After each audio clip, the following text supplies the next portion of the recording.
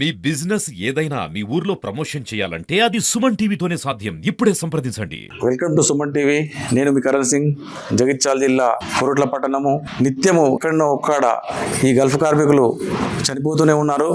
ఆత్మహత్య చేసుకొని కానీ, హార్ట్ అటాక్తో కానీ, అక్కడ పనిచేస్తూ కానీ ఎక్కడో ఒక్కడ చనిపోతూనే ఉన్నారు. నిన్న జరిగినటువంటి శ్రీధర్ వయసు 47.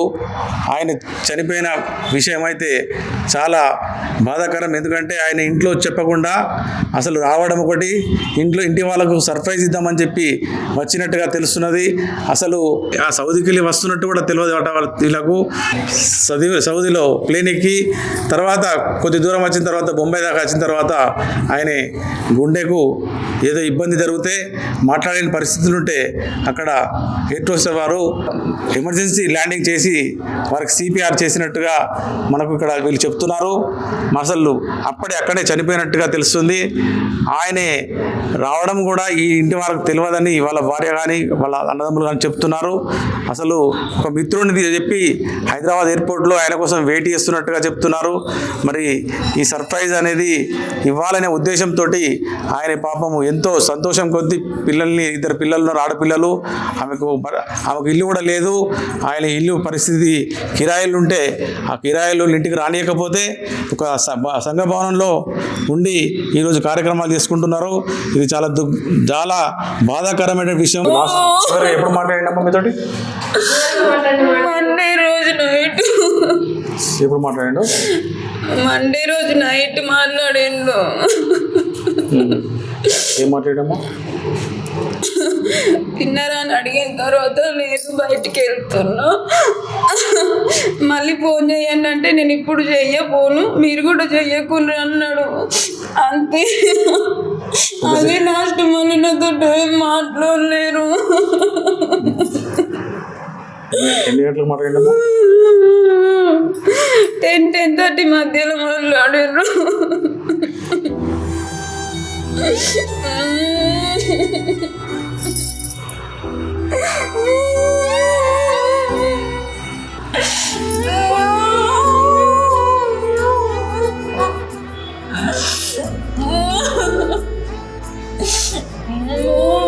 ఏం చెప్పినా మీరు ఆరోగ్యం బాగాలేదు చెప్పిండేమన్నా? నాకు ఎప్పుడు కూడా ఏం చెప్పలేడు. డ్యూటీకి వెళ్తున్నా అది ఇదనే చెప్తుండే. ఏం పని చేస్తుండే? నాకు అది కూడా కరెక్ట్ తెలియదు. లాస్ట్ టైం ఎప్పుడు వచ్చిండమ్మా?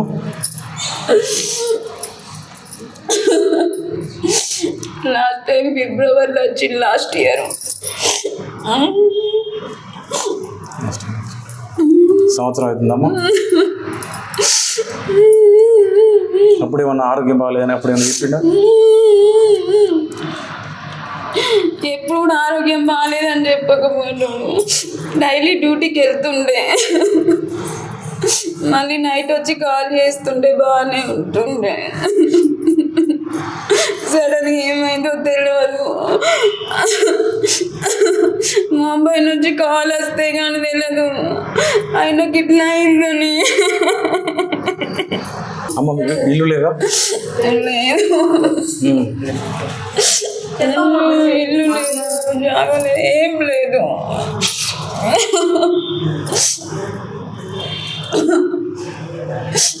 సొంత ఊరు ఇదేనమ్మా? ఎన్ని సంవత్సరాలు అవుతుందమ్మా దుబాయ్ ఒకటి? 12-13 years అవుతుంది.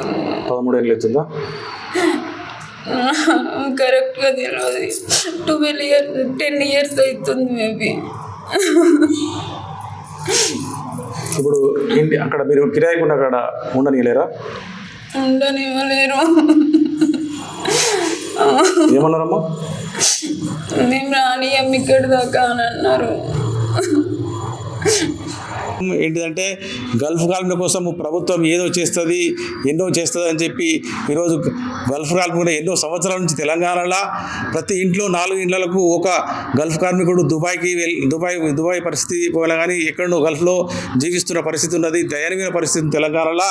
మరి ఈ తెలంగాణలో ఇటువంటి పరిస్థితి ఎన్ని సంవత్సరాల నుంచి తెలంగాణ వస్తే మా బతుకులు మారుతాయని చెప్పి ఈ గల్ఫ్ కార్మికులు ఎన్నో రోజుల నుంచి అంటే అసలు ముఖ్యంగా ఏంటిదంటే గల్ఫ్ కార్మికుల ఉద్యమంలో ఒక భాగస్వామిగా వాళ్ళు చేశారు. అసలు గల్ఫ్ కార్మికులు పట్టించుకునే నాదుడే లేడు. మరి గల్ఫ్ కార్మికుల కోసము వెల్ఫేర్ కమిషన్ పెట్టాలని చెప్పి ఒక డిమాండ్ ఉంది. దానికోసం ఒక 1000 కోట్లు ప్రభుత్వం అరేంజ్ చేయాలి. ఎన్నో లక్షల కోట్ల రూపాయలు పెట్టి బడ్జెట్ పెడుతున్నారు. మరి కనీసం ఒక 1000 కోట్లు వీళ్ళకు ఈ మన గల్ఫ్ ఏజెంట్లకు గల్ఫ్ కార్మికులకు పెట్టరాదా అని చెప్పి మీరు ప్రశ్నిస్తున్నారు. వారి కుటుంబ సభ్యులు అందరూ ఎంతోమంది ఎన్నోసార్లు ఉద్యమాలు చేస్తున్నారు. ఎన్ని ఉద్యమాలు చేసినా కానీ ఈ గల్ఫ్ కమిషన్ పెట్టడం లేదు. మరి ప్రభుత్వాలు ముందుకు రావాలి. ఎన్నో ప్రభుత్వాలు వస్తున్నాయి పోతున్నాయి. మరి ఎంతోమంది ఓట్ల కోసం వస్తారు, గల్ఫ్ కార్మికుల గురించి మాట్లాడతారు. మరి వారిని పట్టించుకునే నాదుడే లేదు. వాళ్ళ దయనీయ స్థితి ఎంత దయనీయ స్థితి అంటే మన తెలంగాణలో జగిత్యాల, మెట్పల్లి, కొరుట్లలో అయితే ఈ చుట్టుపక్కల గ్రామాల నుంచి కొన్ని వేల నుంచి లక్షల మంది గల్ఫ్ పోయినట్టుగా మనకు సమాచారం ఉంది. ప్రతి ఇంటిలో ఇదే పరిస్థితి. ఇంత దారుణమైన పరిస్థితి మరి ఎక్కడ కూడా లేదు. మరి ఈ ప్రభుత్వాలు ఇక్కడైనా కానీ చొరవ చూపి గల్ఫ్ కార్మికుల కోసము ఒక 1000 కోట్లు బడ్జెట్ పెట్టి వారిని ఆదుకోవాల్సిన పరిస్థితి ఉంది. మరి ఇక్కడ ఈరోజు వాళ్ళ భార్య కానీ వాళ్ళ పిల్లలు కానీ చూస్తుంటే చాలా దయనీయంగా ఉంది. మరి వారిని ఇక్కడ పరిస్థితి వాళ్ళకి ఇల్లు కూడా లేదు, వారిని ఆదుకోవాల్సిన అవసరం ఉంది అని మరి ఇక్కడ చుట్టుపక్కల వాళ్ళు చెప్తున్నారు.